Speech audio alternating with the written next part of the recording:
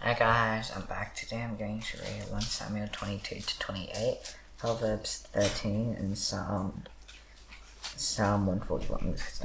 David departed from there and escaped to the cave of Adullam, and his brothers and all his father's house heard it. They went down there too, and everyone who was in distress, everyone who was in debt, and everyone who was bitter insult gathered too.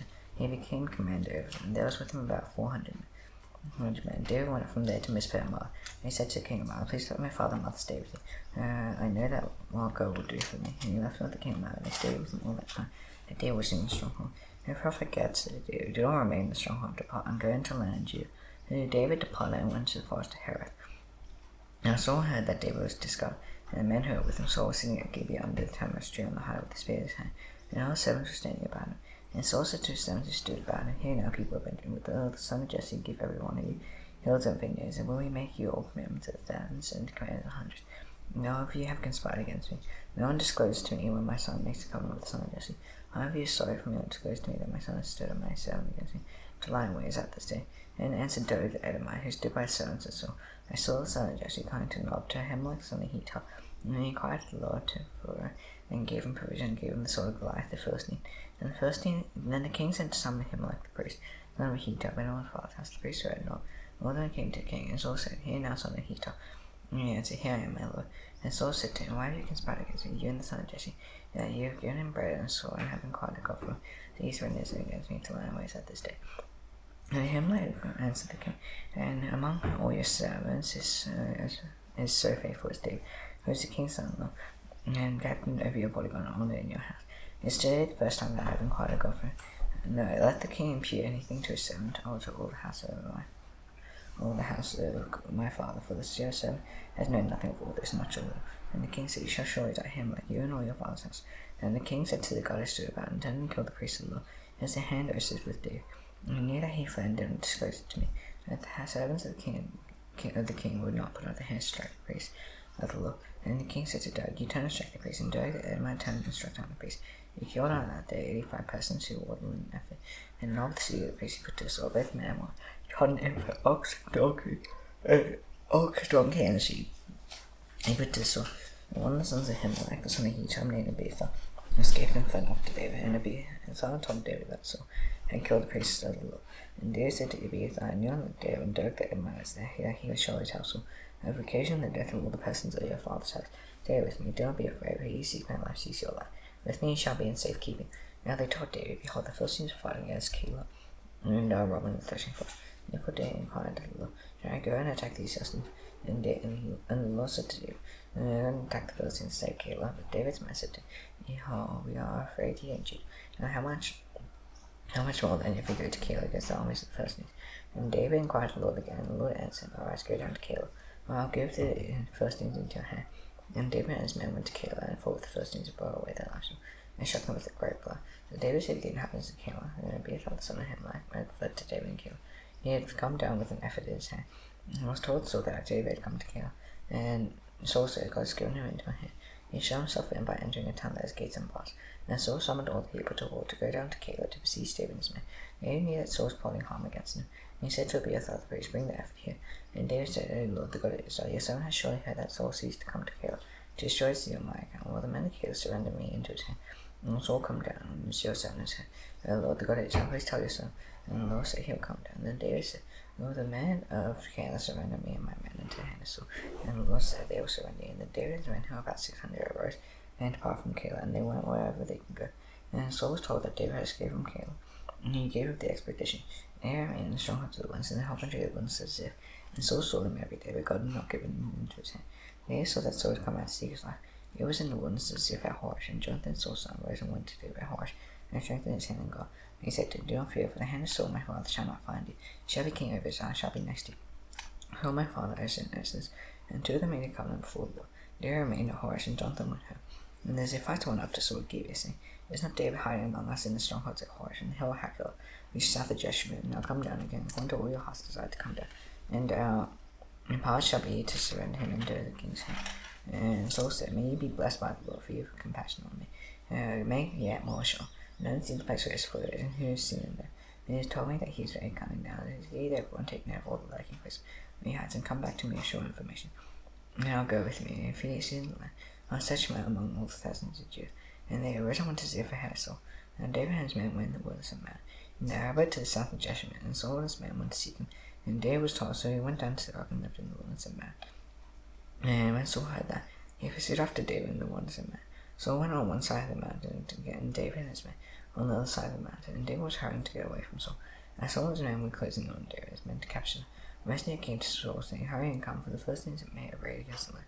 And Saul returned from pursuing after David, and went against the Philistines. Therefore that place was called the Rock of Escape. And David went up from there and lived in the strong gate. When Saul returned from following the Philistines, he was told, "Behold, David was in the middle of the same gate." And Saul took 3,000 chosen men out of all Israel, went to seek David and his men in front of the wild goats and rocks. And he came to sheepfolds by the way, where there was a cave, and Saul went in to relieve himself. And David and his men were sitting in the innermost parts of the cave.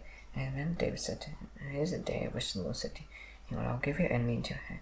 You shall do to him as he shall seem good to you." And David arose and stealthily cut off the corner of Saul's robe. After David's heart struck him, because he had cut off the corner of Saul's robe, he said to his men, "The Lord forbid that I should do this thing to my Lord, the Lord's anointed, to put out his hand against him, seeing that he is the Lord's anointed." And David persuaded his men with these words, and did not permit them to attack Saul. And Saul rose up and left the cave and went on his way.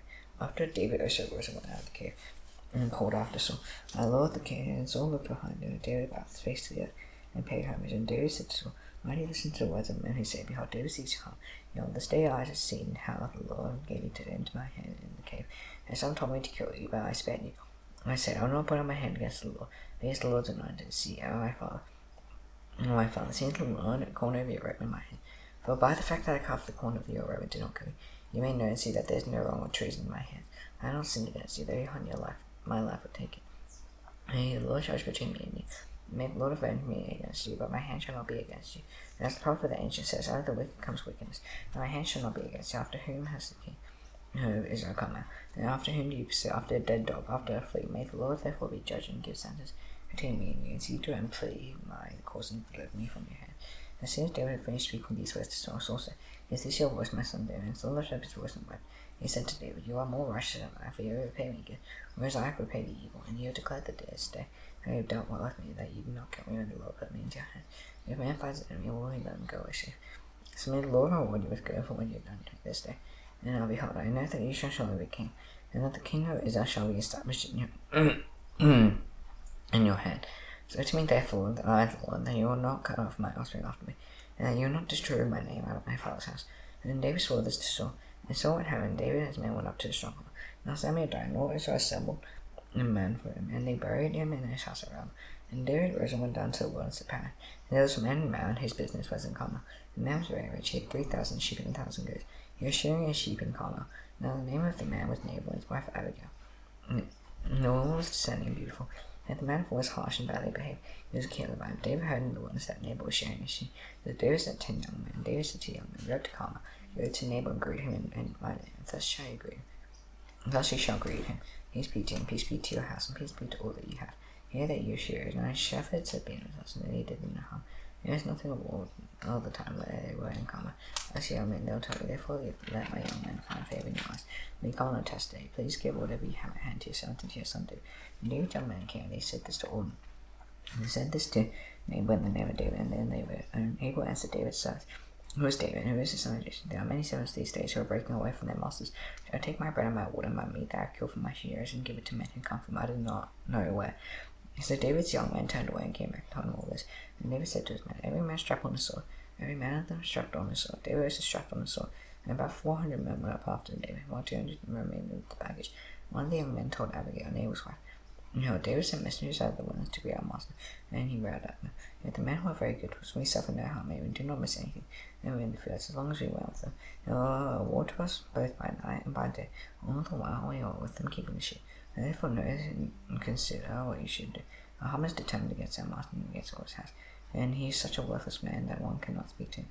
And Abigail made haste and took 200 loaves, and 2 skins of wine, and 5 sheep already prepared, and 5 seahs of parchment, 100 clusters of raisins, and 200 cakes of figs, and laid them on donkeys. And she said to her young men, "Go on before me, behold, I come after you." She would not tell her husband Nabal. And as she rode on the donkey and came down under cover of the mountain, David and his men came down toward her, and she and his men. Now David had said, "Surely in vain I regarded all this fellow in the wilderness, so nothing was missed of all that belonged to him. And he's returned me evil for good. God, do so to the enemies of David and more, as if my mourning at least so much as one male of all who belongs to him. And Abigail saw David, she hurried and got down from the donkey, and fell before David on the face and bowed to the ground. Speaking, he fell on his feet and said, "O me alone, my lord, be a girl. And let your servant speak in your ear, and hear the words of your servant. Let not my lord regard this with his fellow neighbor, for this his name is. So is he, Nabal is his name, and for his with him. But I so do not see the young man of the Lord. Whom he said, now then my lord is the Lord, is it as you saw it. His laws restrained him from saving him with your own hand. Then let your enemies and those who seek to do evil to my lord be at me. And then let this present that your servant has brought to my lord be given to you. If on my lord, please forgive the trespass of your servant. My lord will certainly make my lord's sure house, because my lord is fighting the battles of you. And evil shall not be found in you, so long as you live. If men rise up to pursue and to seek your life, the life of my lord, for you abandon the bundle of the living in the care of the Lord your God, and the life of your enemy shall slay you out from the whole of the slain. And the Lord has done to my lord according to all good. He has spoken concerning you and is appointed you Prince of Israel. My lord shall have no cause of grief or pains of conscience for having shed blood. That cause will for my lord, working salvation himself. And the Lord said, well, there will be a servant. And David said to Abigail, blessed be the Lord, the God of Israel, who sent you this day to meet me. Blessed be your discretion, and blessed be you, who have kept me this day from blood guilt, and from white salvation with mine. And very shall as the Lord, the God of Israel, live, who has restrained me from hurting, unless you had hurried and come to me. Truly by morning they had not been left in nails, so much as one man. And David received from her hand what she had brought him. And he said to her, go up in peace to your house, you have obeyed your voice, and I have granted your petition. And Abigail said to the king to Nabal, and behold, he was holding a feast in his house, and the feast of the king. And Nabal's heart was merry with him. He was very drunk, so he told him nothing until morning light. And when the wine had gone out, Nabal's wife told him these things. His heart died with him, and he became as a stone. About 10 days later, the Lord struck Nabal, and he died. And David heard that Nabal was dead. He said, blessed be the Lord, who has avenged the insult he received at the hand of Nabal, and has kept back his servant from wrongdoing. The Lord has returned the evil of Nabal in his own hand. David sent to speak to Abigail to take his wife. And the servants of David came to Abigail, come, she said, David sent us to you to take you to him as his wife. And she rose and bowed with her face to the ground and said, behold, your handmaid as a servant, who washed the feet of the servants of my lord. Abigail hurried down, rose and mounted her donkey, and 5 young warriors on her. She followed the messenger of David and became his wife. David also took him and Jeshua, and both of them became his wives. So had Gideon and Michael, his daughter, David's wife, to Pontius, son of Laish, who was of Galilee. And the Ziphites came to Saul at Gibeah, saying, is not David hide himself on the hill of Hachilah, which is on the east of Jeshua? So Saul arose and went down to the wilderness of Ziph with 3,000 chosen men, who was done to seek David in the wilderness of Ziph. And Saul encamped on the hill of Hachilah, which is beside the road on the east of Jeshua. But David remained in the wilderness. When he saw that Saul came after him into the wilderness, David sent out spies and learned that Saul had indeed come. And David rose and came to the place where Saul had encamped. And David saw the place where Saul lay, and with Abner his son, the commander of his army. Saul was lying within the encampment, with the army was encamped around. And David said to him, lift the hair to Joab his brother, Abishai the son of Zeruiah, who will go down with me to the camp. So and Abishai said, I will go down with you. So David and Abishai went to the army by night. And there lay Saul sleeping within the encampment, and his spear stuck in the ground at his head, and Abner and the army lay around him. And Abishai said to David, God has given your enemy into your hand this day. Please let me pin to the earth with one stroke of the spear. And he did not strike him twice. And David said to Abishai, do not strike. Who can put out his hand against the Lord's anointed and be guiltless? And David says, Lord, this Lord strike him, or his day will come to that. He will go into battle and perish. The Lord forbid that I should put out my hand against the Lord's anointed. And now take now the spear that is over his head and the jar of water, and let us go. So David took the spear and the jar of water from Saul's hand, and they went away. No man saw and knew, and nor did any awake, for they were all asleep. As a deep sleep from the Lord had fallen upon them, and David went over to the outside and stood far off on top of the hill with a great space between them. And David called to the army and to Abner the son of Mercy. We not answer Abner. Then Abner answered, why are you called to the king? And David said to Abner, I know a man who was like it. Why then have you not kept watch over your lord the king? Why the people came in to destroy the king of your lord? This thing that you have done is not good. As the Lord lives, you deserve to die, because you have not kept watch over your lord, the Lord's anointed. Now see where the king's spear and the jar of water that was at his hand. Saul recognized David's voice and said, is this your voice, my son David? And David said, it's my voice, my lord the king. And he said, why does my lord pursue after his son? What have I done? What evil is on my hands? Now therefore let my lord the king hear the words of his son. If it is the Lord who set you up against me, may he accept an offer. If it is man, may they be cursed before the Lord. And they have driven me out this day, and I shall have no share in the heritage of the Lord. And then stay and go serve other gods. Now therefore let not my blood fall to you, away from the presence of the Lord. For the king of Israel has come out to seek a single foot, like one who hunts a partridge in the mountains. And so also I have sinned, return my son David, for I'll no more do you harm, because my love is precious in your eyes this day. No, I have acted foolishly and made a great mistake. David answered, said, here's the spear of the king. Now one of the young men come over and take it. The Lord rewards every man for his righteousness and faithfulness. The Lord gave it into my hand today. Now I'll not put up my hand against the Lord's anointed. does your life with precious stay in my sight? Should may my life be precious in the sight of the Lord, and aid to deliver me out of all tribulation, and source in David. As be you, my son David, you'll do many things and succeed. The day once went, so returned to his place. And David said in his heart, now I shall perish one day by the hand of Saul. There is nothing better for me that I should escape to the land of the Philistines. And Saul would despair seeking me any longer within the borders of Israel. And he shall escape out of his hand. So David rose and went over. Then the 600 men who were with him to Achish, the son of Maal, king of Gath. David lived with Achish of Gath, he and his men. Every man with his household. And David with his 2 wives, Ahinoam of Jezreel, and Abigail of Carmel, Nabal's widow. And his told Saul, David had fled to Gath, he had made a sword. And David said to Achish, I have found favor in your eyes. And I first you give me one of the royal country towns. I daughter, for why should you serve and dwell in the Lord city with you? So that day Achish gave me Ziklag, therefore Ziklag has belonged to the kings of Judah to this day. The number of the days that David lived in the country of the Philistines was a year and 4 months. Now David and men went up and made raids against Geshur, the Gerzites, and the Amalekites. So these were the inhabitants of the land from before, as far as Shur to the land of Egypt. And David would strike the land, would leave neither man nor woman alive. Would take away the sheep, the oxen, the donkeys, the camels, and the garments, and come back to Achish. And when Achish asked, where you made a raid today? David said, against the Negeb of Judah, or against the Negeb of Jeremiah, or against the Negeb of the Kenites. And David would leave neither man nor woman alive to bring news to Gath, thinking, lest they should tell about us and say, so David's done. And such was his custom, all the while he lived in the country of the Philistines. And Achish trusted David, thinking, he's made himself another stench to his people Israel. Therefore he shall always be my servant. Proverbs 13. Wise and his father instruction, but scoffers as well as new from the fruit of their father. The man is what is good. But the desire treacherous is blind, so whoever guards his mouth preserves life. He opens the eyes of the lips, who come to ruin. So the slow craves and gets nothing. On soul of the children and spiritually supplied. The righteous hates falsehood, but the wicked bring shame and disgrace. Fortune discards him his wastelands. But sin overthrows the wicked. One pretends to be rich, he has nothing. Another pretends to be poor, he is great. But the ransom of a man's life is wealth, but a poor man is left out. And the light of the righteous rejoices, with the lamp of the wicked will be put out by insolence comes nothing but strife. With those who take rice wisdom. What can haste their wood no more? However gathers little by little increase. Hope deferred makes the heart sick, but desire for food is true life. Whoever despises the word brings destruction on soul. Here of his commandment will be reward.